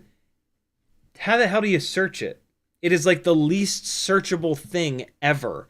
Yeah, that Teddy song is long gone. I didn't have a way of downloading it. I didn't see a way of downloading it. It's probably on purpose. On porpoise. Ooh, it is good too. Okay.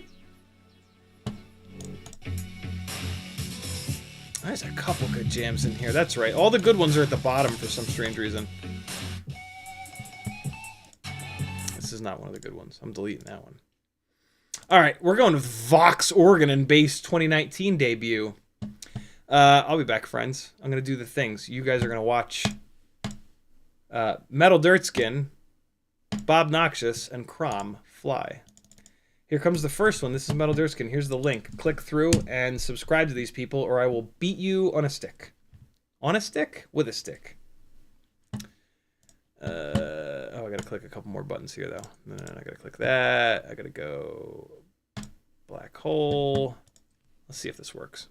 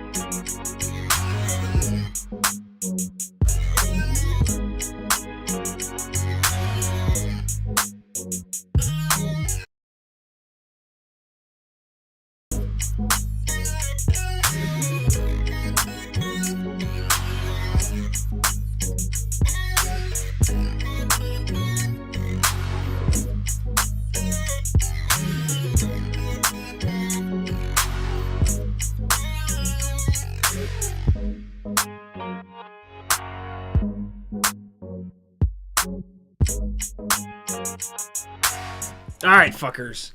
Click through to those links and watch the rest of all 3 of those and give those people a subscription. It would mean an awful lot to them. And then you'll get to see your fellow chat donkeys flying around and keep track of them. The people that are making the edits, we want to support them because there are not enough FPV edits, you know? It's like there used to be more than we could handle, and now it's the complete opposite. So anybody putting edits up, for the love of God, subscribe to their channels, and they'll keep doing it. Kevin Sumner just pinned the Teddy song on General Nonsense. Here's a direct link to it. How the hell did you find it? How can I...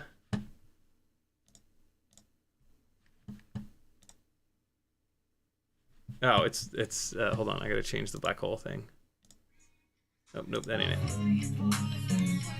Oh wait, I got both songs playing at once.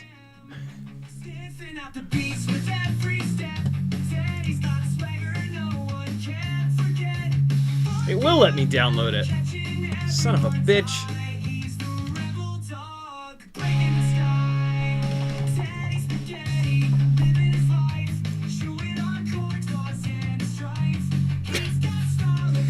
Is that lyric chewing on corn dogs and strife? Oh my god. Hold on, is it chewing on corn dogs and strife?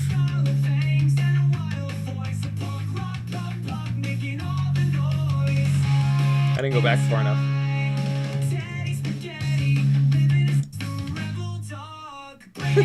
The rebel dog. How far back do I have to go?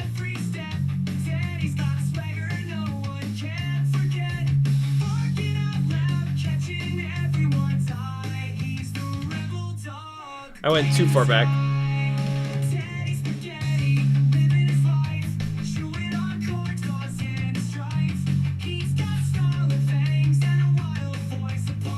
Oh.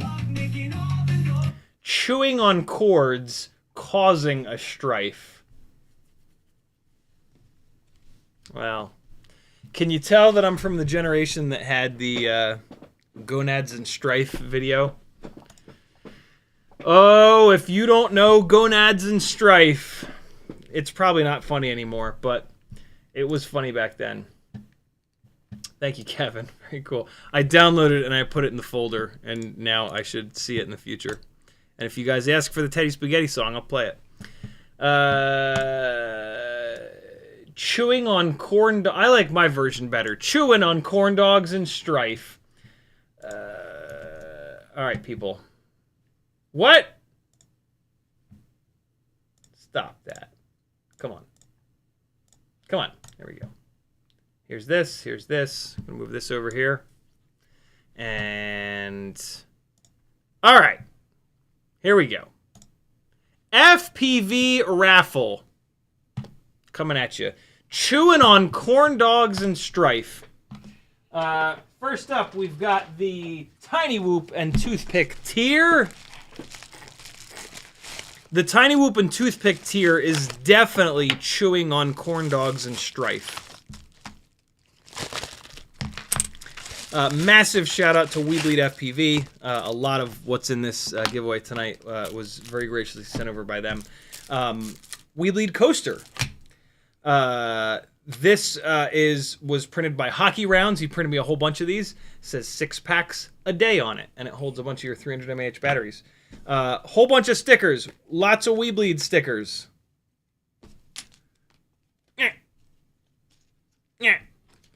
A WeBleed Band-Aid. Broken Prop Crew. CiottiFPV. And then we've got one of these very cool little CiottiFPV keychain thingies that Custom FPV actually made for me. And then we've got a set of the red WeBleed custom, not custom, but I guess custom color.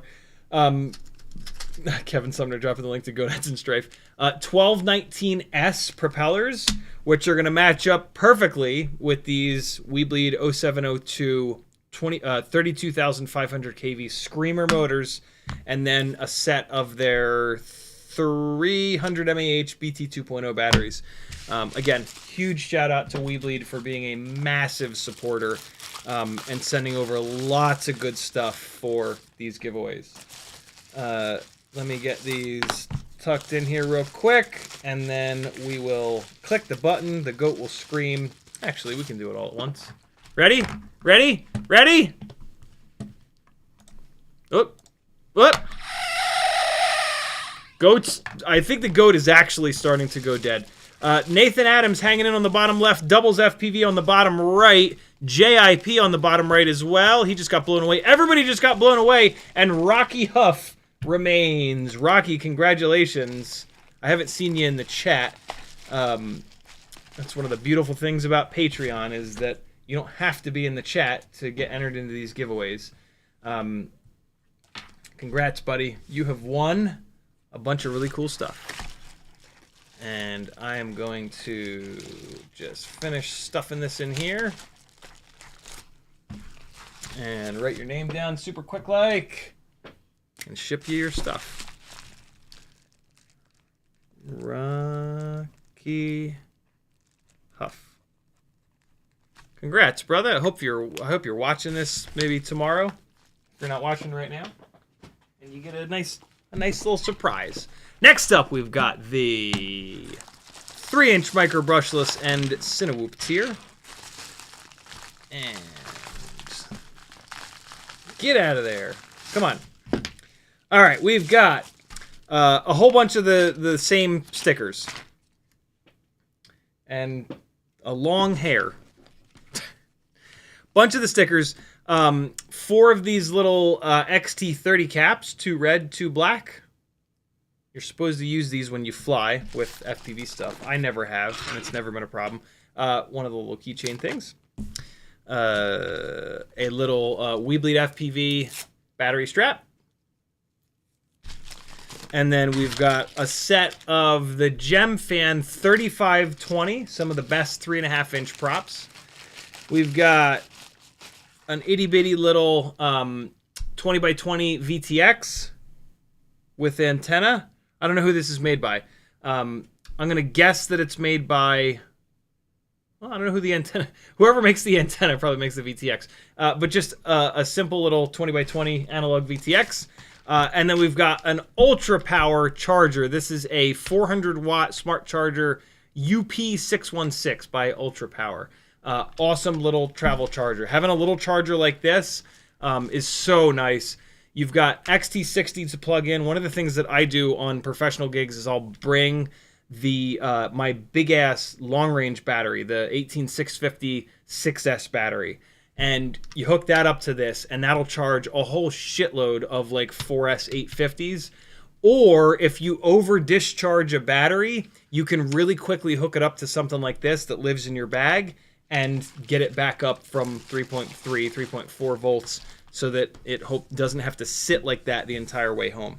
Having a little charger like that live in your bag is gonna like save your ass. It's super, super, super nice to have. And the person that's gonna win it shall be made known in but a second. We've got Crom in the top right corner. We've got King FPV on the top left. Both of them just got blown away. John Dawson on the top, he's hanging in. James V on the top right. C. Joe just got blown away. James Vaughton, you have won, my friends. I don't often call the right names, but in this case I did. James. And then we've got VAUTIN. Congrats, brother. You've got some cool stuff coming to you. Mick Buka says, can CiottiFPV get some batteries for the goat, or is it headed to hospice? I'm going to run that goat into the goddamn ground. I want to see how insane it sounds when the battery gets really dead. Next up, we've got the 5-inch tier. And we've got a whole bunch more of these rubber caps. This is 6 this time. 3 black, 3 red. Words are hard. We've got a giant 12-gauge XT60. And then we've got all this very similar setup of stickers here. And then we have a Maytech M10Q 5883 GNSS. What the hell is GNSS? GNSS and GPS. GPS and compass. This is like a long range themed 5-inch giveaway tonight. And then we've got the good old DJI old school air unit with the DVR port on it in it. I've been holding on to these because I was going to run these on the cycle chasing rigs so that I could have onboard DVR without any breakup or anything like that. But I just couldn't really find a frame that I liked the way that I would have to mount this. I basically would have had to mount this with double-sided tape, and I decided not to do this. But if you're going to fly old school DJI, especially on like a long-range rig, this is awesome. You've got the double antennas, which you don't get from the Vista. You've got the plug, which is really, really nice too. And then the onboard DVR, and it comes with the good old school DJI camera, the one that you want. So here is your kind of sort of long-range themed 5-inch giveaway for December. We are going to do the 12 hours of Christmas again this year. I don't know when we're going to do it, but there'll be a whole bunch more giveaways in there as well. That's why I'm not going completely nutso here. We're just doing like regular giveaways tonight. These aren't the Christmas giveaways yet. Let's see who wins. Aaron FPV is all the way off on the right. Weebleed is right next to him. Frank Nicholas is on the bottom left. Bob Noxious is on the far bottom left. Parker Lipscomb right next to him. Let's see who it's going to be. John Dawson is below motor number 2. Patrick Scott below motor number 2. Nope, it's Frank and John. Frank or John, it's John. John Dawson, congratulations, brother. You have won some long-range stuff. John Dawson. D-A-W-S-O-N, right? Yep, got it. Last but not least is the Super Chat-based giveaway. You can enter this giveaway by doing either a PayPal or a Super Chat. $5 per ticket. You can order as many tickets as you want. The big item in this giveaway, and the only way to get your hands on one of these, is the Gangly fan. These are lovingly made by not Dan's a little terrible. He just sent me a whole thing of them. Hold on. My brain is mush. Ah!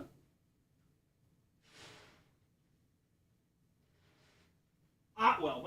Why did I get him confused? Oh, because of the D. Douglas Otwell. And get this, he just sent me a fresh box of them with a different color combination. There is this one with red and black. There's one more red and black.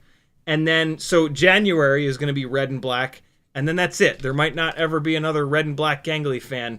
The new ones that he sent are a different color scheme. And you're going to have to wait until the first Monday of February to see it. But this is the big item in this giveaway, although there is a whole bunch of other really fun stuff. We've also got, you're also playing for all the stickers, all the same stickers. There's some extra stickers. That weird one. All the same, all the same, all the same. Yep, nope. All the same stickers. We Bleed Band-Aid is in here. This little guy. And then you're going to get a tiny little thing of super glue to remind yourself to get tiny little things of super glue, because if you get anything bigger than this, it's just going to dry out on you anyway. There's a Happy Model Mobula 6 frame. There's this wacky sticker. We've also got a set of each of the 3 colors, Smoke Crotch Gray, Red, and Vegan Green, Gemfan 1210 bi-blades with the 1.5 millimeter center hole. This way, you can justify to your significant other that you need to buy a set of the new 0702 bells with the 1.5 millimeter motor shaft, because otherwise these will just sit around and never get used. So I hooked you up there. 6 packs a day from Hockey Rounds. More stickers. Ooh, the last holographic Brain 3D sticker that I have. The very cool Mass Adhesives electronic goop version 2. One of the best ways to hold your components on your desk when you're soldering to them. And then we've got the We Bleed prop puller. Very kindly sent over by Zotek. And then we've got a full set. This is almost one of every single Gemfan propeller. Not quite. The previous couple of months, I had like an actual bag of one of every single propeller, but I didn't have quite enough. But this is one set of like most of the Gemfan Cinewhoop props, even up to like the 45 millimeter props, 45 millimeter tri-blades here. Hell, there's even some Azzy props in here. Lots of Cinewhoop props in here for you to test out and screw around with. There it is, friends. There's the Super Chat and PayPal-based giveaway for this evening. $5 per ticket. Buy as many tickets as you'd like. Buy other people tickets. Everybody has a blast doing this. So let's dive in. I'm going to start adding people to the list here. Where's my email? There's my... Nope, that's Safari. That's not email. Get out of here, Safari. There's my email. All right, let's start with Super Chats. Mick Mucus with a $10 Super Chat. Thank you, brother. He says, one for me, one for Mario Beans. You better give me that fan, though. You got it, brother. Mick is going on here first, and then we got Mario Beans. Let me create some spaces real quick. Actually, I can just do this. Oh, my God, we have the technology. Danzil the Terrible says 4 for Mick Mucus. Holy cow. 25 Canadian Californian dollars Super Chat. Thank you so much, Danzilla. 1, 2, 3, 4. Cheetonian with a $10 Super Chat. He says 2 tickets, please. You got it, my friend. We got 1, 2. Oop. And then Morost with a $9.99 Super Chat. He says, put me down for 2, please. You got it, brother. We've got 1 and 2. Cloudhopper with a $10 Super Chat. He says, 2 tickets for the newest patron. Oh, shit. That's going to be Mark Jimenez. Mark Jimenez is the newest patron. Mark, welcome to the Gangly Gang. Thank you so much for joining the Patreon. Much appreciated, my friend. Also, shout out to Bruno Arroyo and Nardo Polo and Chris Crippen. Welcome to the Gangly Gang, my friends. And shout out to Cloudhopper as well. It's awesome to have you guys in the gangliest of all the gangs. Balls. I got all carried away and I started saying other people's names and I forget who that first person was. Mark Jimenez. Mark Jimenez. Give Cloudhopper a big old thank you. Because he hooked you up, and you are now on the wheel 2 times. Thank you, Cloudhopper. Super kind of you. Nardo Polo with a $4.99 super chat. It says, how do I do five? He says, how do I do $5? You're good, brother. Thank you, dude. Nardo Polo, you are going on the wheel. I got you. Nimbus FPV says 2 for me with a $10 super chat. Thank you so much, homie. You are going on the wheel 2 times.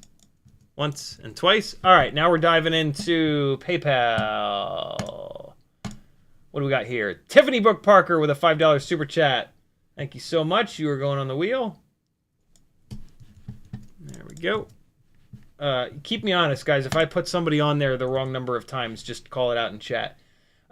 John Ray, Metal Dirt Skin, up over on PayPal with a hot dog emoji and a $5 PayPal to get on that wheel. Oh, look, the hot dog came across. I wonder if it's going to put the hot dog on the little ticket. God, I can't wait to see.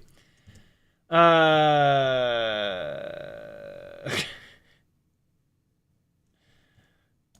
right, I got that. I when I PayPal'd my dance instructor, Samantha, I always put funny things in the in the note, and I said something funny enough that I laughed at my own note a second ago. All right, that's good to go there. And Mutteritson says they didn't have a corn dog. That was as close as I could get. All right, we are good to go. Let's see if the hot dog shows up on the tickets. I'm dying to know. Submit? Nah, we would have seen it. Oh no, there it is. It is there. That's too fucking good. All right, friends, let's see who's gonna win this stuff. Here we go. 1, 2, 3. Oh wait, shit. I don't know if I had you guys on the right screen. Hopefully I did. Mario Beans on the right corner. Cheetonian bottom right. He just got blown away. Nardo Polo got blown away. Morost is still there on the top right. He's gone. Tiffany Brooks Parker, you have won. Congratulations. So Tiffany Brooke Parker, you need to send me. Are you in the chat? Tag me in the chat and say yo, because I think you've got a different YouTube name than your PayPal name. I now only know you as oh shit, Kevin. Oh, it just popped up. Damn it. I'm gonna put it in the next one. I'm gonna leave myself a note. I'll show you. So that's Bent FPV. All right, Bent. I'm writing. Well, I'll write Bent FPV down on the package. You need to message me somewhere, anywhere. CiottiFPV has all my contact info. Message me somewhere and say, yo, this is Bent FPV. I only know you as Bent FPV because that's what I'm writing down on the package. Message me, yo, it's Bent FPV. My physical address is blah, blah, blah. My email address is blah, blah, blah, because that's where your tracking number is going to go to. And do me a favor, jump onto my Etsy store, take a look around, see if there's anything that you want. And if you want me to throw anything in from the Etsy store, do an Etsy order and then just let me know in the message that you send me. Like, yo, I did an Etsy order for a .99 mil drill bit or whatever. And then I'll throw that in and I can save a little bit of shipping for you, and you'll get everything all at once. But congratulations, brother. You got a gangly fan coming to you. It's barrel plug, and you can feed it with a 2S battery or a 3S battery. I run these from my goggle batteries, and it's perfect. So if you've got a goggle battery, you probably have a barrel plug on it, and it'll run this thing. And now you've got a fully wireless fan that you can keep your digital stuff cool with, or you can use it as a soldering smoke blower awayer kind of deal. So yeah. Kevin, you won't even need to remind me. Look at this crazy system that I've got. I just go in here and I hit reset, and then it like remembers it.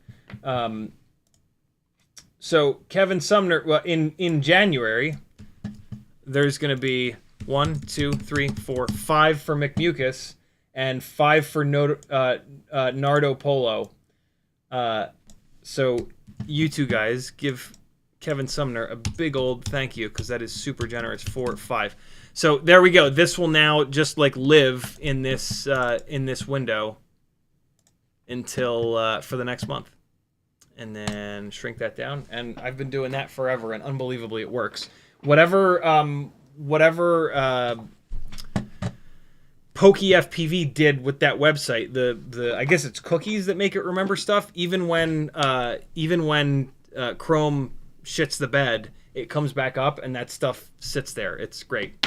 It's really great. Danzel the Terrible rightfully says 12-volt power supply works well too if you have one laying around. Just don't use 24-volt. Yeah. What time is it? Oh my God, it's 1 after midnight. Let's fly a couple of batteries and then we'll get the hell out of here. If you guys have any burning questions, tag me right now. Let's fly. I've got 2 of these little 260 mAh1s batteries charged, which are super fun because they are significantly lighter weight. What's the lightest weight rig that I've got right now? I think it's the Air 65. Yeah. Let's fly those on the Air 65. That'll be super fun. I've got some new gates set up down here as well. So we'll see how that goes. I'm going to use my old trusty HD2s. Let's see if the VRX is still... Nope. Let's unplug it and plug it back in.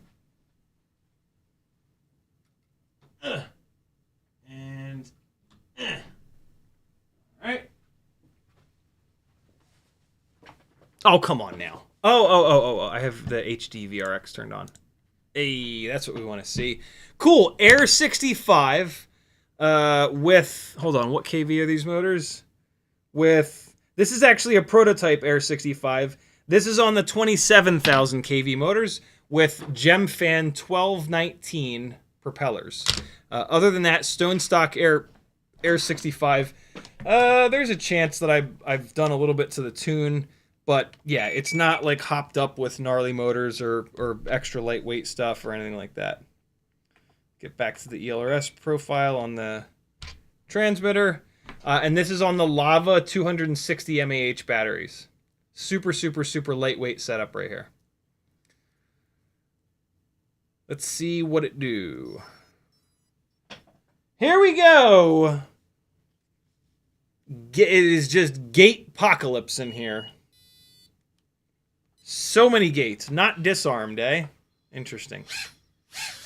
Oh God, why is it flying so weird? Alright, it was in horizon mode. Oh my God! The VTX on this prototype Air 65 is not as good as the production one. That's really the only difference. The motors are the same, the AIO is the same, but they didn't have the VTX quite nailed down for this prototype. Wow, I am a mess tonight.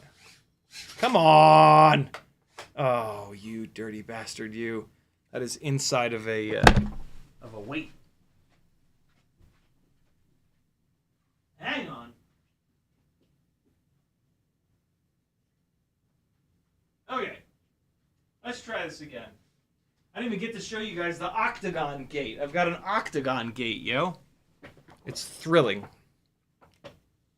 Here we go.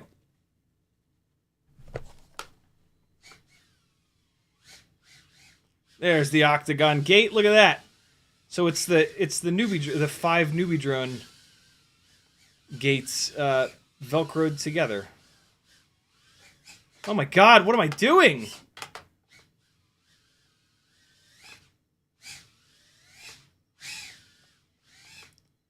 Oh! Just starting to feel the flow. Hey! Octagon gate's kind of cool. Ah! Uh-oh! Oh, boy! Hey! Uh-oh! Hey. No. Let's just cruise for a minute. Let's just relax. Octagon gate is perfect! Look at that. You come in this direction and it sends you out there. Uh-oh. Uh-oh. Uh-oh. Hey. You come in this direction. You come in this direction. And it sends you out there. I love it! Oh my god, and I can do massive power loops into it. Let's see. Battery's about done, but let's try this again. Oh my goodness! The big power loop. Living up to its name. I am, what have I been flying lately? I am very obviously not dialed in on 65mm tiny whoops right now. Let's see how much better I can get between the first battery and the last battery that I fly. Here's another 260 into this rig. I also have not flown these ultra light rigs in a while. It's, I'm expecting more throw than I'm getting.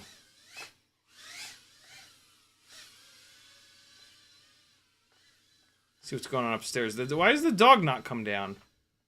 Oh, I hear him. I hear him. I hear his little tiny footsteps. Where the hell is he? Oh no, did Maggie leave him outside again? He's gonna freeze to death out there. Oh no. Is he up here? Oh, where the hell is he? Hey, our buddy!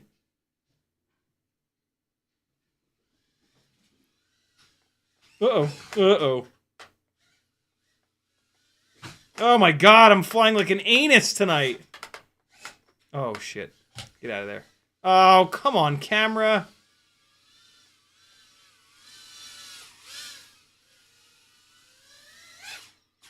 Ooh, I almost hit myself in the fucking head! Oh no, the shelf got me. Oh god!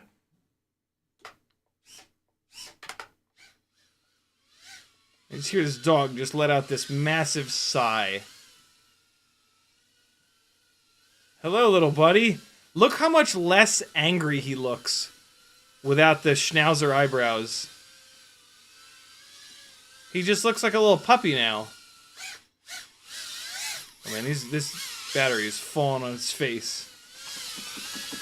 So yeah, these 260 mAh batteries are fun, but the runtime is nowhere near what you would expect from a 300. It's not. It doesn't scale the way that you expect that it would. Like you get a lot less runtime on the 260s, but it's fine. You get short run times, but man, the performance is wild while it's still going. Hold on, let me get the. Man, it held out the entire live stream, and then it shit the bed right at the end here. Here it comes back. There it is. All right. Now here it is with a 300 mAh battery. Same exact rig. It's going to be a little bit heavier. But it's going to make more power, and you're going to see the runtime go bananas. It makes more power because, like, the higher mAh batteries, up to a point, when the batteries are very low mAh, you will literally get more power when going up to a slightly higher mAh battery. Because, like, a really low milliamp battery will sag like crazy. And so it'll sag so bad that you literally get less power. Boy, I'm having a rough time. And so, yeah. If you were flying this thing with like a 550 mAh 1S, and you were going to compare that to like a 450, you really wouldn't have that situation because on a powertrain like this, a 450 mAh battery would not sag. But when we're talking like 260 mAh, 300 mAh, those are batteries that are so low in milliamp hours that the sag is real. Man, the VTX is rough on this rig. I remember this. Thankfully, they got that figured out for the production one.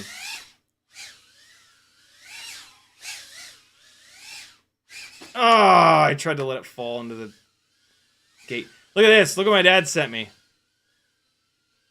Another big old box from M&M's. OGs will remember CiottiFPV branded M&M's last year. that my dad got me. They literally said CiottiFPV on them. They were white. It was so cool. I put those into a ton of giveaways. Whoa, this year. Hey. Hey, what? Oh, what? How did that get me?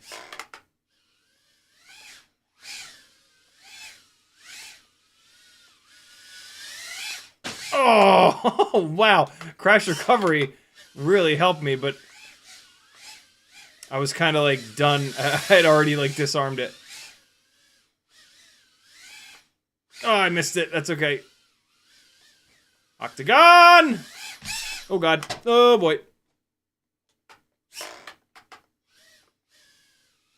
So, yeah, look at the difference. Well, still not great runtime. These, this is a not fresh 300 mAh battery. This is a battery that's been run a bunch. Doesn't feel like this rig has any throttle expo. Oh God, why me? 2.5 minutes, not bad. You know, beta FPV motors, 27,000 kV, they actually perform like what we're used to from a happy model, like 30,000, even 32,000.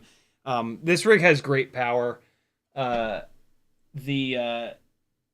runtime is just not quite there from what the happy model motors will give you.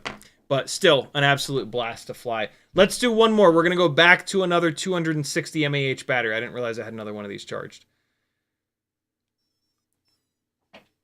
Oh, it looks like YouTube shit the bed too. Great! Way to go, YouTube! You giant anuses.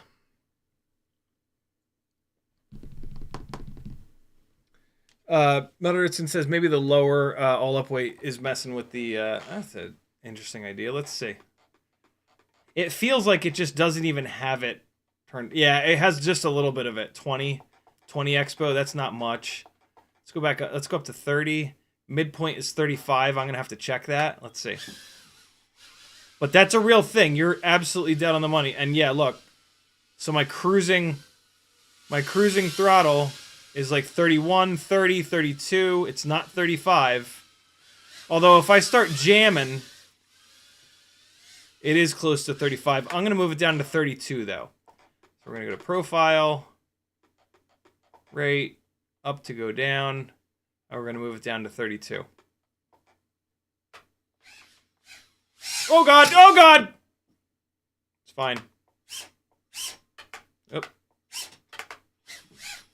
Sorry, Teddy. Jesus, that was a little aggressive. Oh, that would have been gnarly. Come on. Oh, yo, the octagon gate has a cool power loop.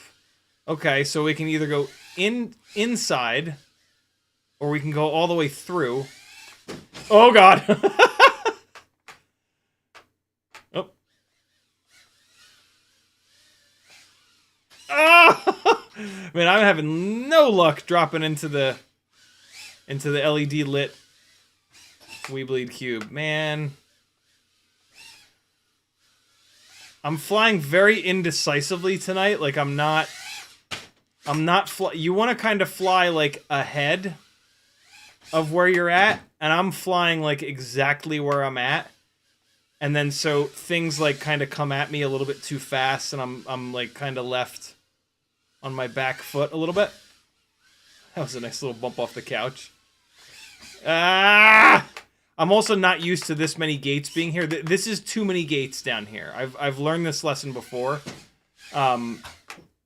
When there's too many gates, it's just too busy, and it's just like there's no room to breathe. There's no room to settle down and reset. It's just like gate. Ugh. Oh.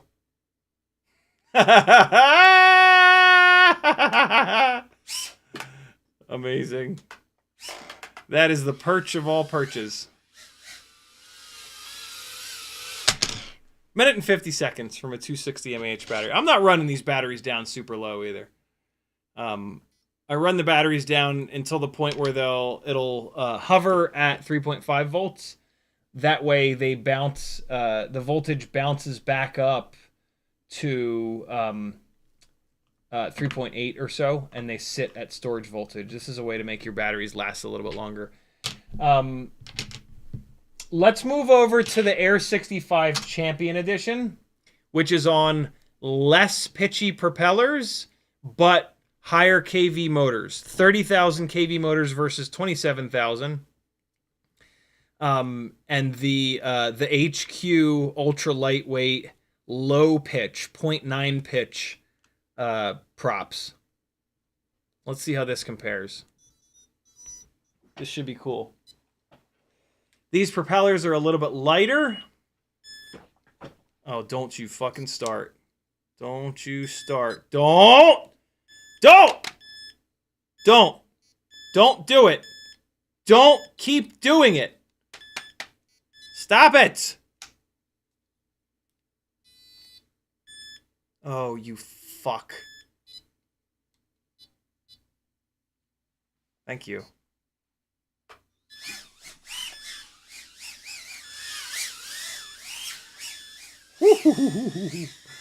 Oh, what a difference KV makes. This rig is a little bit heavier, but not much heavier. I can't do it. I cannot fly with the goddamn beeping. Jesus, the battery is 50% charged. Fat Shark, I'm gonna light you on fire and eat you!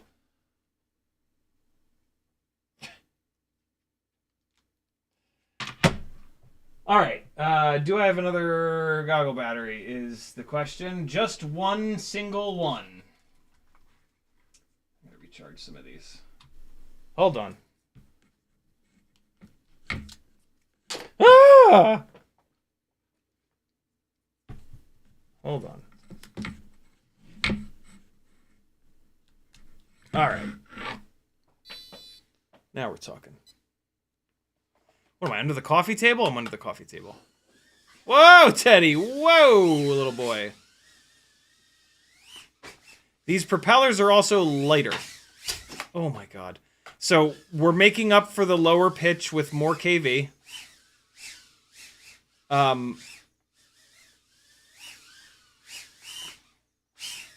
then it's a lighter propeller, so you can, I assume that you guys can see the improvement in response time. Ah! Again, indecisive. I didn't decide where I wanted to go there.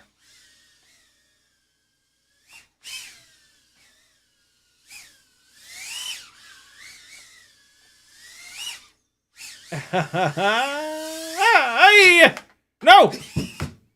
Didn't need to disarm. Ah! I was trying to get all fancy. That's what I was trying to go for. Nope, nope, nope, nope, nope. Oh god, no. Fail. Let's try it again. Nope!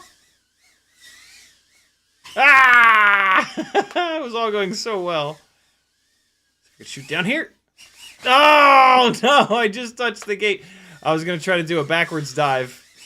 Oh, for fuck's sake. Let me out of there. Ah, too many gates, man. Too many gates. Oh, so close. So close.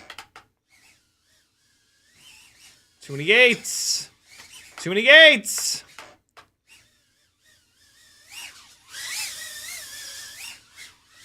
Ah! I was not patient enough. I needed to let it fall down farther. Oh boy, now I'm just...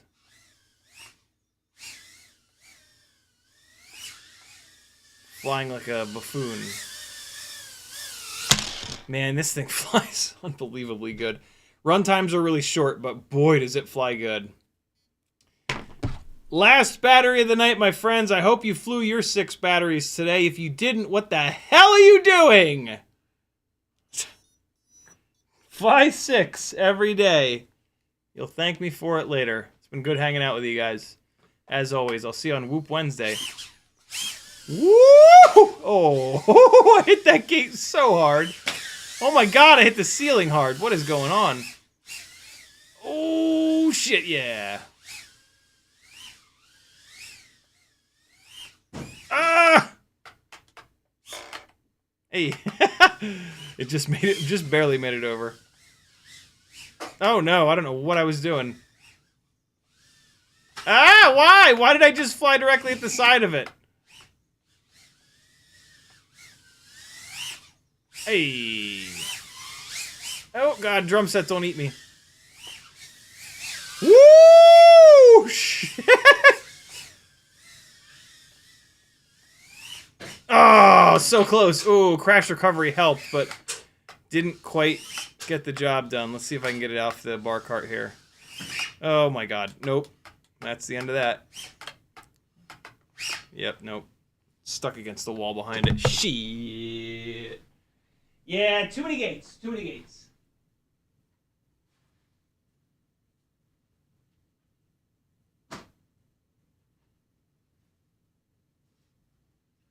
My god, does this thing rip. Jesus, this is a bind and fly, yo. Like, I made the antenna a little bit lighter, but fuck. Unbelievable.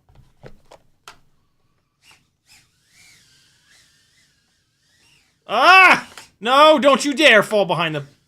Thank you. Look at Teddy, you're in the fire zone. Ah! No. No! Oh, stop it. Oh my god! I basically just landed in my hood. Holy shit. Hello, Teddy! Yo! Whoa! Whoa, whoa, whoa, whoa. No!